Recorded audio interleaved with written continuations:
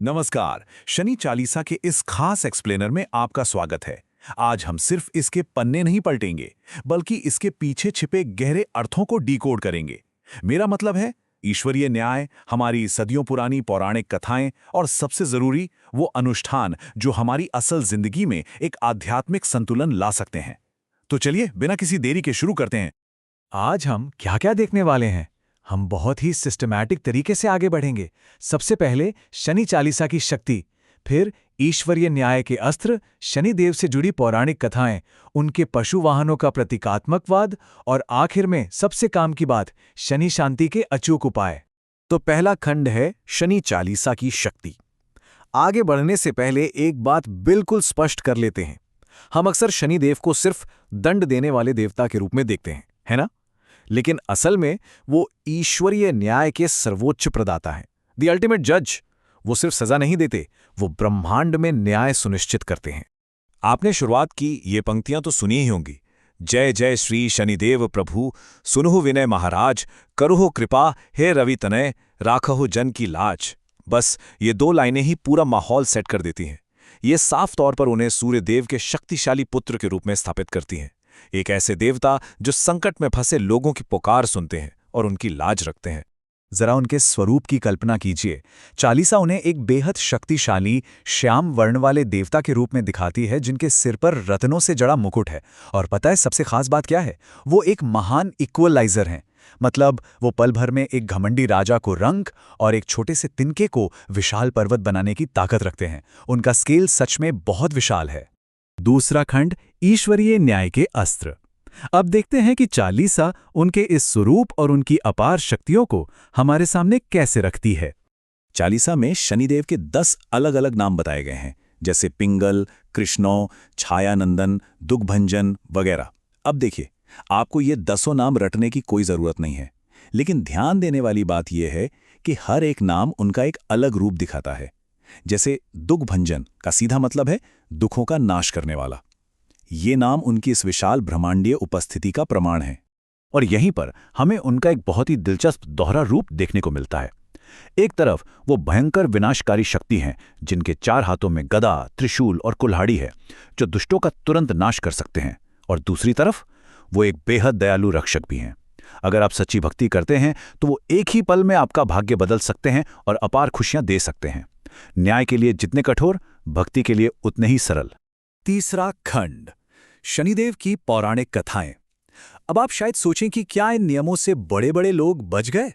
तो बता दूं, बिल्कुल नहीं। और ये कथाएं यही साबित करती हैं कि ईश्वरीय न्याय के सामने हर कोई बराबर है। जरा इतिहास और समय के इस पहिए पे गौर कीजिए। भगवान राम के युग में राज्याभिषेक रुकना और वनवास शनि के प्रभाव से हुआ। रावण की मति ऐसी भ्रष्ट हुई कि पूरी सोने की लंका जलकर राख हो गई। सत्यवादी राजा हरिश्चंद्र को अपना सब कुछ, यहां तक कि अपनी पत्नी को भी बेचना पड़ा। और तो और शिवजी के समय में शनि की एक नजर पड़ने भर से गणेश जी का सिर धड़ से अलग हो गया था। और महाभारत का वो भयंकर युद्ध भी कौरवों की मति भ्रष्ट होने का ही नतीजा था। कोई भी अछूता नहीं रहा। इनमें राजा विक्रमादित्य की कहानी सच में हैरान कर देने वाली है। सोचिए, एक दीवार पर बने चित्र वाले मोर ने असली नौलखा हार निगल लिया। और चोरी का इल्जाम किस पर लगा? महान राजा विक्रम पर। सजा में उनके हाथ पैर काट दिए गए और उन्हें तेली के यहां कोल्हू चलाना पड़ा। लेकिन इतनी भयंकर सजा के बाद भी जब उन्होंने पूरे मन से राग दीपक गाया तो शनिदेव प्रसन्न हो गए और उन्हें उनका सब कुछ, उनके अंग और राजपाट वापस लौटा दिया। ये हार ना मानने और सच्ची भक्ति की एक अद्भुत मिसाल है। चौथा खंड, पशु वाहनों का प्रतीकवाद। चलिए अब थोड़ा ज्योतिष के उन प्रतीकों को डिकोड करते हैं जिनका सीधा असर हमारी और आपकी रोजमर्रा की जिंदगी पर पड़ता है।